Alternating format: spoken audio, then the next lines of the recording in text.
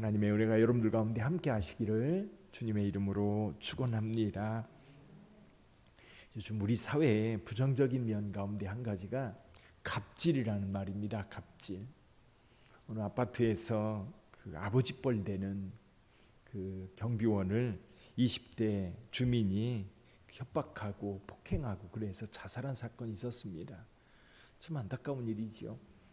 또 그 위디스크라고 하는 회사가 있었는데 거기 양진호라고 하는 사람이 있었습니다. 퇴직한 직원이 이제 다른 아이디어로 이제 그 회장에 대한 어떤 몇 가지 글을 올린 것, 그것 때문에 소원을 해가지고 여러 직원들이 보는 앞에서 폭행한 그 장면을 회장이 찍으라고 그런 거예요. 찍어가지고 언론에 공개되면서 공분을 샀던, 그래서 징역 7년형을 받고 수감 중에 있습니다. 그런 일을 볼 때마다 가슴이 좀 많이 아프지요. 없는 사람들이 그렇게 박해받고 또 고통당하는 그런 모습이 참 가슴 아프고 힘든 일입니다. 그러니까 양진호 회장 같은 경우도 자기가 이제 그 IT 기술로 인하여서 돈을 벌고 나니까 배는 게 없는 겁니다. 소위 말해서. 그러니까 직원들에게 엽기적인 일을 시키는 건 보통이고, 그래서 이제 회사가 예를 들면 봉급도 많이 주고 그러니까 떠나기 싫은 거예요. 그런데 그런 모욕감을 참아가면서 일을 해야 되는 직원들, 참 그런 상황 속에서 일해야 되는 일들이 참 안타깝고 힘든 상황이지. 근데 이게요 사라지지 않습니다. 사람들의 본성처럼 느껴지는데 실은 인간의 죄성인 것 같아요. 뭔가 좀 있고 가지고 있으면 아랫사람들을 부리고 함부로 하고 자기를 내세우려고 하고 그러는 모습들.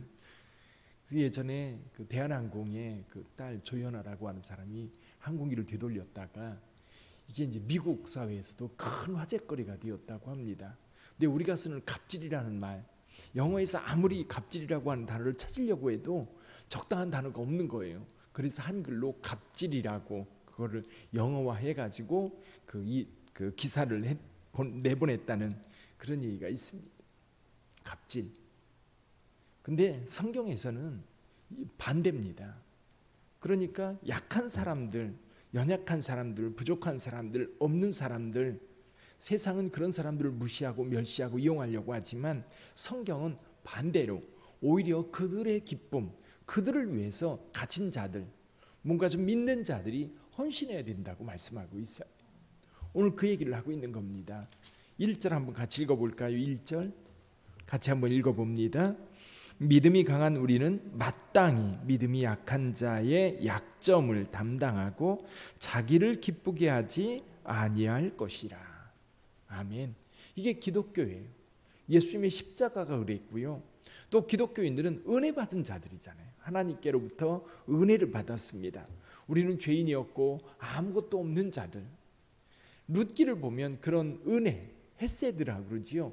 은혜의 연결고리가 아주 희한하게 이어갑니다. 예를 들면 룻이 홀로 남는 시어머니 버리지 않고 끝까지 붙쫓았던 그런 모습. 또 보아스 역시 룻을 돕는데 정말 성십성의껏 그 가정을 위해서 모든 것을 행하는 모습을 보게 돼요. 이게 은혜거든요. 은혜. 하나님께서 우리에게 은혜를 베풀어 주셨어요. 은혜는 거저 주시는 선물이라고 그래요.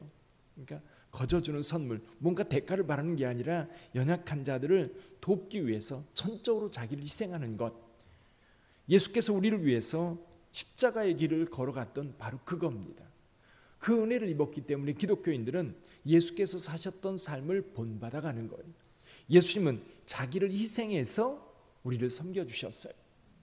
십자가를 통해서 우리를 살려주셨어요. 그래서 그리스도인들의 개념은 뭡니까? 어제도 말씀드렸다는 거죠. 은혜는 아래로 흘러요. 그렇죠? 은혜는 아래로 흐르고 그리고 그곳에 하나님의 은혜를 또 베풀 수 있는 여유가 생기는 겁니다. 그래서 오늘 우리가 함께 생각해야 될 것은 이겁니다. 약한 자의 약점을 담당하고 내 기쁨을 구하지 마라. 연약한 자들, 부족한 자들, 힘없는 자들, 그런 사람들의 기쁨을 구하라는 거예요. 무엇으로? 내가 가지고 있는 능력으로, 내가 가지고 있는 힘으로, 내가 소유하고 있는 그것으로 가난한 자들, 어려운 자들, 그런 자들을 위해서 베풀고 섬기는 것. 그래서 예수님께서 제자들에게 하신 말씀이 그겁니다. 나는 섬김받으러 온 게 아니다. 하나님의 아들이에요. 전능자예요. 근데 그분이 이 땅에 오실 때 섬김받으러 온 것이 아니라 섬기러 왔다고 말씀하고 계세요. 그러면서 예수님께서도 제자들에게 으뜸이 되고자 하느냐? 그러면 가장 낮은 곳에서 섬기는 자가 되라고 말씀하셔요. 이게 기독교인들이에요. 여전히 오늘날도 세상에서 우리의 기쁨이 아니라 그 가난하고 힘든 사람들, 그들을 섬기고 도우면서 그들의 기쁨을 보는 거예요. 그러려면 기준이 있어야 되지요. 모델이 있어야 됩니다. 그게 예수 그리스도예요. 그래서 저와 여러분들이 신앙생활 할 때에 예수님의 말씀, 예수께서 보여주셨던 그 삶을 본받아가면 됩니다. 그러면 우리를 통해서 우리 주변에 있는 사람들이 기쁨을 얻어요. 우리 주변에 있는 사람들이 은혜를 입어요. 그래서 교회가 있으면 이 교회 때문에 동네 사람들이 도움을 입고 힘을 얻어야 돼요. 교회가 뭔가를 가지고 있다고 해서 그걸 가지고 그들만의 잔치가 되면 안 되는 거예요. 나눔이 있어야 되고 섬김이 있어야 되는 거예요. 그래서 여러분, 우리 기독교는 희생이라고 그러잖아요. 나누는 것. 내 것을 가지고 다른 사람을 섬기는 거예요. 섬길 때는 대가를 바라는 게 아니에요. 그래서 여러분, 선물을 줄 때요. 선물을 줄 때 예수님께서 누구를 주라고 그래요? 없는 사람들을 데려다가 잔치에 대접하고 선물도 그들을 주는 거예요. 근데 나보다 더 가진 사람들에게 선물을 준다고 하는 것은 그건 선물이 아니라 뇌물인 거죠. 뇌물. 그럼 그것은 선물이 될 수 없는 게 뭐냐면 어떤 사람이 나한테 어떤 선물을 했어요. 그런데 내가 훨씬 더 가진 게 많아요.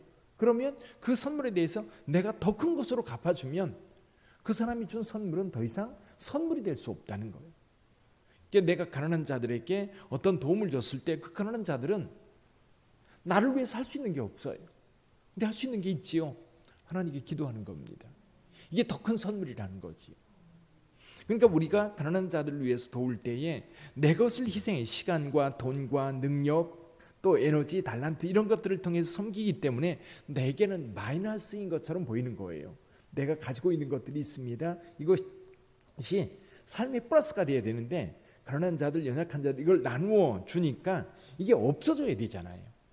근데 실은 궁극적으로는 이것이 보이지 않는 곳에 더 많이 쌓이는 거예요. 어디예요? 하나님 나라예요. 그래서 예수님께서 보물은 어디에 쌓아두라고요? 천국에 쌓아두라고.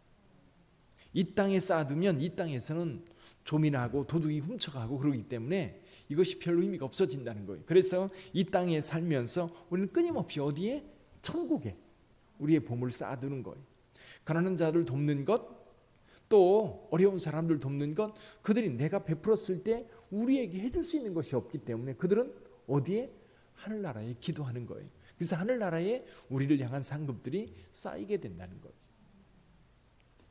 사랑하는 성도 여러분, 오늘 하루를 살아갈 때에도 여러분 나만을 위해서 사는 게 아니라 주변에 혹시 여러분 눈에 또 여러분 주변에 어려움이 있어서 도움을 요청하는 사람들이 있다면 기꺼이 도우시기를 바랍니다. 그들에게 기쁨을 주는, 그들의 기쁨을 위해서 우리가 헌신하고 그리고 나누는 그런 성도의 삶을 사시기를 주님의 이름으로 축원합니다. 기도하겠습니다.